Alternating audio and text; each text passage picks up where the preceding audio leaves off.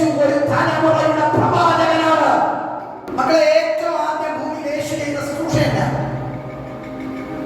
കാനാനിലെ കല്യാണം എന്നൊരു വെള്ളം വീഞ്ഞാക്കി.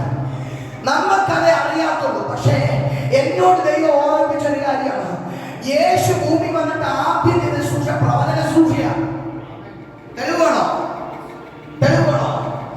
ദൈവം പറഞ്ഞു, ഈ നഥനയേലിനെ വിളിച്ചോണ്ട് ഇങ്ങനെ വരുമ്പോ, യോഹന്നാനും പത്രോസൊക്കെ നഥനയേലിനെ വിളിച്ചോണ്ട് വരുമ്പോ നഥനയേലിന്റെ മുഖത്ത് നോക്കി കർത്താവ് പറയുന്ന ഒരു കാര്യമുണ്ട്, ഇവൻ സാക്ഷാൽ ഇസ്രായേല്യൻ, ഇവനിൽ കപടമില്ല.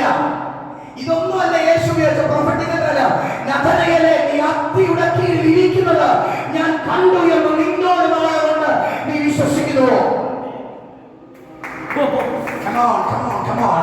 ഇവൻ പ്രാർത്ഥിക്കാൻ അത്തിയുടെ ചുവട്ടിൽ ഇരിക്കാറുണ്ടെന്നുള്ള ബോധ്യം ഇവനെ ഒഴികെ വേറെ ആർക്കും അറിയത്തില്ല. പക്ഷെ കണ്ണുമ്പിൽ നിൽക്കുന്ന മഷിക അവനെ നോക്കി പറയുകയാണ്, നഥനയേലേ, നീ ഇതിലും വലിയൊന്ന് കാണും.